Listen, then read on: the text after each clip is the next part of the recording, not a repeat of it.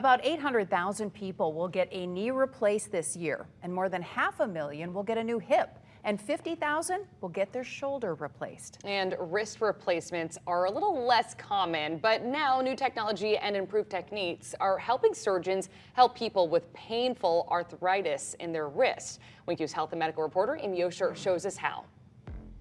Wrists, they can move any which way, and they're made up of 10 small bones and 3 joints. The wrist joint is composed of the radiocarpal joint, which is the wrist that goes back and forth. But people don't realize that the other half of the joint is this joint.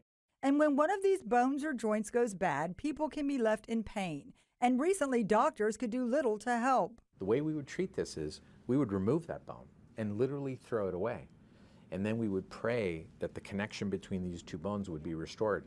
But it really would never be truly restored. But now, hand specialist John Fernandez at Midwest Orthopedics at Rush is one of the few surgeons in the country to replace the distal radial ulnar joint with a metal implant. It's like putting the hinge back on the door, so now the door can open properly.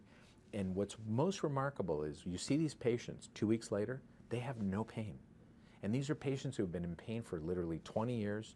They've had 5 or 6 failed surgeries. And the best part, no rehab. There's none, because you haven't touched the muscles, you haven't touched the tendons. Within 2 weeks, patients are back doing what they love, active without pain. Amy Osher, Wink News. Now, there is a restriction, no heavy lifting. So if you are younger or if you have a job that requires you to lift things that are heavy, wrist replacements may not be the best option for you. Now, doctors are working on how best to replace the other main joint in the wrist, which is the radial carpal joint.